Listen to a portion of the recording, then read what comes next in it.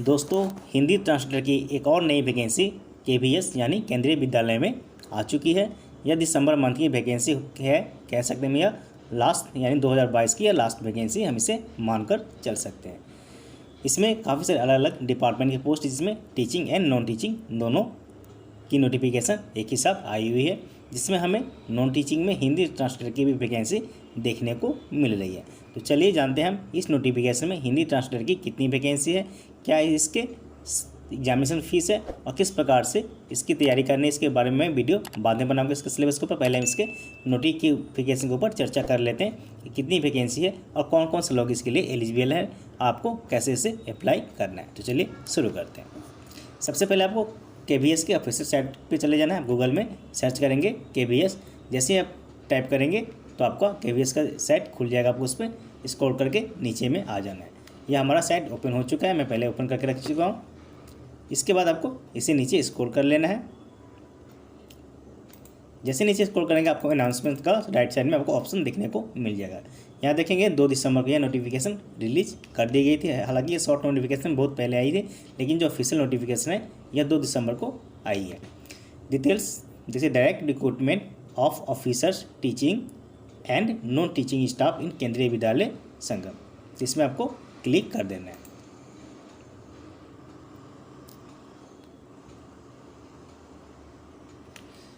तो केंद्रीय विद्यालय संगठन की जो वैकेंसी है काफ़ी अच्छी वैकेंसी मानी जाती है। आप इस फॉर्म को जरूर अप्लाई करें। हालांकि इसकी फ़ीस तो काफ़ी ज़्यादा है, फिर भी चलिए हम देख लेते हैं इसके नोटिफिकेशन। यहाँ आपको नोटिफिकेशन को क्लिक करके डाउनलोड कर लेना है। चलिए मैं इसे डाउनलोड कर लेता हूँ। यह हमारा नोटिफिकेशन डाउनलोड हो चुका है। यहाँ देख सकते हैं direct recruitment of officers teaching and non teaching staff in Kendriya Vidyalaya संगठन। यहाँ कुछ केंद्रीय विद्यालय के बारे में बेसिक जानकारी दी गई है। चलिए हम इसे छोड़ देते हैं, हमारे काम के नहीं है। डायरेक्ट हम इसके पोस्ट पे आते हैं। यहाँ देख सकते असिस्टेंट कमिश्नर की पोस्ट है, 28 पोस्ट है। अनरिजर्व कैटेगरी की 14 है, ओबीसी की 7, एससी की, एसटी की 3 और टोटल यहाँ पर 52 वैकेंसी दिख रही है। यहाँ पर कुछ पोस्ट ऐसे हैं जिसमें एक्सपीरियंस मांगी जाती है, कुछ पोस्ट ऐसे जिसमें विदाउट एक्सपीरियंस मांगी गई है। तो स्पेशली हम हिंदी के ऊपर चर्चा करेंगे। तो चलिए हम डायरेक्ट हिंदी ट्रांसलेटर के ऊपर चर्चा देख लेते हैं। फिर भी कौन कौन से असिस्टेंट कमिश्नर की है, वाइस प्रिंसिपल की है, पीजीडीटी की है, ऑल सब्जेक्ट यहाँ पर देख सकते हैं कौन कौन से पोस्ट है। 10 कैटेगरी यानी टीजीटी की है, लाइब्रेरियन की पोस्ट है, प्राइमरी टीचर की पोस्ट है, फाइनेंस ऑफिसर की पोस्ट है, असिस्टेंट इंजीनियर सिविल की पोस्ट है, सेक्शन ऑफिसर की पोस्ट है और यह हमारा हिंदी ट्रांसलेटर की पोस्ट है। इसके साथ साथ सीनियर सेक्रेटरी की भी है, जूनियर सेक्रेटरी की भी है और स्टेनोग्राफर की भी पोस्ट हमें देखने को मिल रही है। अलग अलग कैटेगरी की पोस्ट है। आप अगर 1 से 2 या 3 में एलिजिबल है तो आप 3-4 पोस्ट भी अप्लाई कर सकते हैं। अभी हम यहाँ मेन फोकस हमारा हिंदी ट्रांसलेटर के ऊपर है, तब चलिए हम हिंदी ट्रांसलेटर के ऊपर यहाँ पर चर्चा करेंगे।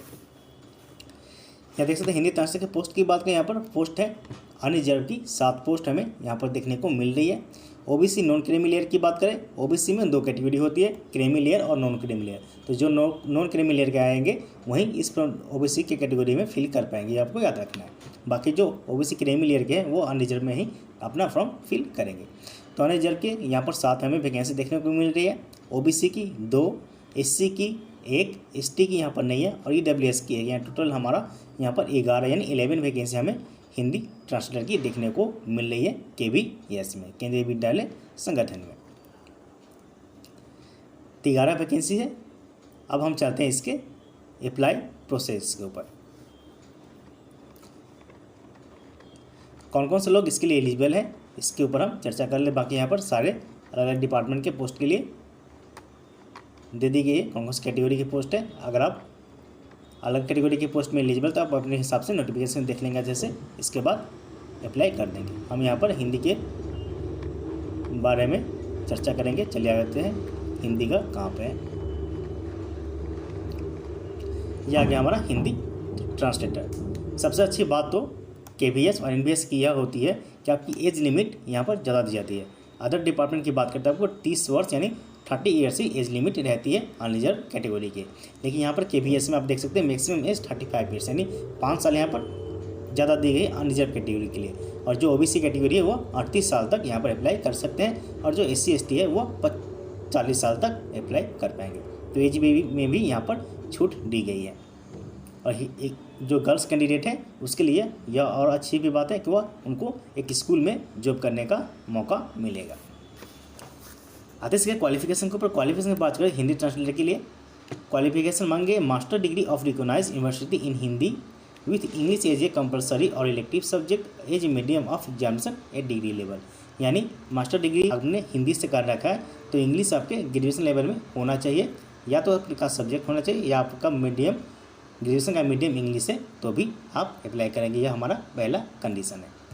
दूसरा कंडीशन पे आते हैं, master degree of recognised university in English with Hindi as a compulsory और इलेक्टिव सब्जेक्ट और as medium of examination at degree level. यानी मास्टर डिग्री आपने इंग्लिश में कर रखा है तो हिंदी आपको ग्रेजुएशन में होना चाहिए सब्जेक्ट, या आपका हिंदी मीडियम होना चाहिए ग्रेजुएशन लेवल का। यह हमारा हुआ दूसरा कंडीशन। तीसरा कंडीशन की बात करें तो master degree of recognised university in any subject, यानी किसी भी सब्जेक्ट में होना चाहिए अदर देन हिंदी और English with Hindi medium and English as a compulsory और elective subject medium examination degree level. यानी किसी भी सब्जेक्ट में आपके होना चाहिए, या तो हिंदी में भी नहीं है इंग्लिश में भी नहीं है तो आपका हिंदी मीडियम होना चाहिए एंड इंग्लिश आपका कंपलसरी इलेक्टिव सब्जेक्ट या मीडियम होना चाहिए एग्जामिनेशन आपका ग्रेजुएशन लेवल में।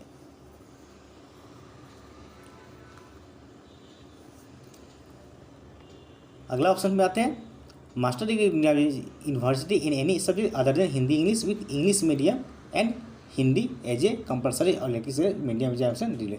कोई हमें 4-5 कंडीशन दी गई, किसी भी कंडीशन में आप फुलफिल करते हैं तो आप इस फॉर्म को अप्लाई कर पाएंगे। इसके साथ साथ यहाँ पर डिप्लोमा भी मांगी गई है, recognised diploma and certificate course in translation from Hindi to English in vice versa और 2 years एक्सपीरियंस और translate work from Hindi to English and vice. यहाँ पर काफ़ी सारे लोग कन्फ्यूज नहीं होंगे, और किसी के पास अगर डिप्लोमा है तो वहाँ पर उनको एक्सपीरियंस की ज़रूरत नहीं है। जिनके पास डिप्लोमा नहीं है उसको 2 साल का एक्सपीरियंस यहाँ पर मांगेंगे। जिसके पास डिप्लोमा है उसको एक्सपीरियंस की ज़रूरत नहीं है, बस उसके पास मास्टर डिग्री होनी चाहिए और डिप्लोमा होनी चाहिए PGDT का या सर्टिफिकेट कोर्स में होने से यहाँ पर वैलिड माना गया है। तो यह हो गया हमारा क्वालिफिकेशन। आगे चलते हैं।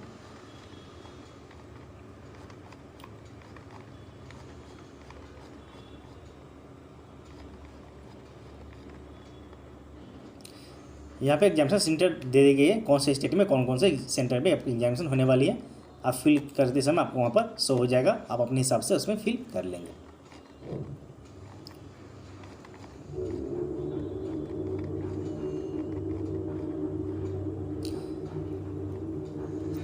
अब आता है इसके एग्जामिनेशन फीस के ऊपर। फीस तो यहाँ पर काफ़ी ज़्यादा हमें देखने को मिली, क्योंकि जो अनएम्प्लॉय होते हैं उनके लिए इतने फीस देना काफ़ी ज़्यादा मुश्किल होता है, क्योंकि जितने फॉर्म अभी निकल रहे हैं आपके 500 से ऊपर ही 500, 1000, 1200 यहाँ पर तो 1500 मांग दी गई।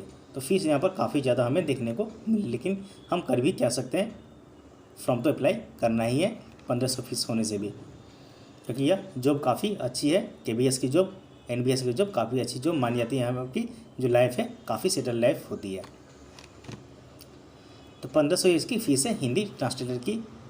तो फीस तो हमें काफ़ी दिखाई पड़ रही है, लेकिन फिर भी अगर आप इसे अप्लाई करना चाहें तो आप अप्लाई कर सकते हैं, क्योंकि हर डिपार्टमेंट में भी फीस तो आजकल लग ही रही है। आप किसी भी डिपार्टमेंट में आप MBBS भी कर रहे हैं तो वहाँ भी 1000 के करीब 900 के करीब लग रहा है।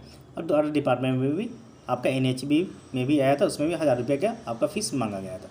तो यहाँ पर 500 रुपये ज़्यादा है, आप इसे अफोर्ड कर सकते हैं और कोई रास्ता यहाँ पर नहीं है। तो आपको 1500 यहाँ पर एग्जामिनेशन फ़ीस देनी होगी।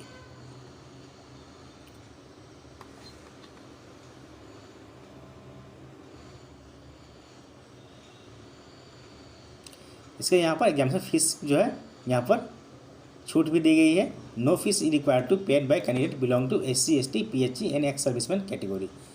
फी once deposit shall not be refunded under any condition. यहाँ पर जो SC, ST वालों के लिए यहाँ पर फीस जो है माफ़ दी गई है, और एक्स सर्विसमैन के लिए भी यहाँ पर माफ़ी दी गई है। तो जो लोग एक्स सर्विसमैन हैं वे उनको यहाँ पर फीस देने की जरूरत नहीं, जो SC कैंडिडेट है उनको भी यहाँ पर फीस देने की ज़रूरत नहीं है। बाकी जो OBC अदर कैंडिडेट हैं उनको तो यहाँ पर 1500 रुपये यहाँ पर देने ही होंगे, और कोई यहाँ पर रास्ता नहीं है।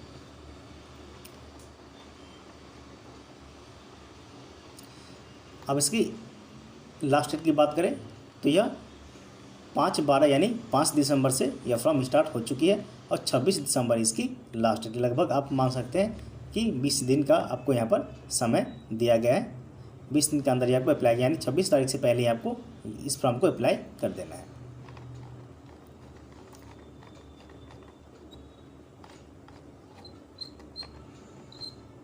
यह हो गया हमारा नोटिफिकेशन हिंदी ट्रांसलेटर का। अब हम इसके एग्जामिनेशन पैटर्न के ऊपर भी चर्चा कर लेते हैं।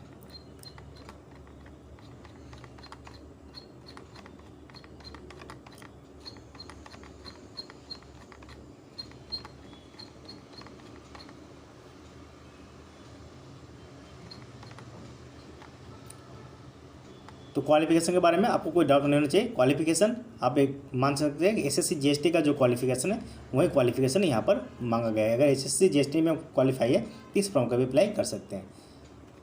क्वालिफिकेशन कोई यहाँ पर चेंजिंग। एज लिमिट हालांकि यहाँ 35 वर्ष है।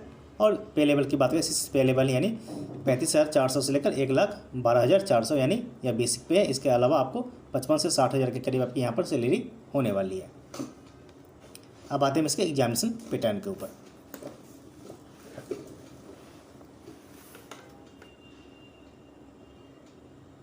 मेरी इस वीडियो को हम यहीं रहने देते हैं। एग्जामिनेशन पैटर्न के ऊपर एक अच्छे से वीडियो फिर मैं एक और वीडियो बना दूंगा जिसमें एग्जामिनेशन पैटर्न सिलेबस के बारे में अच्छे से चर्चा कर दूंगा।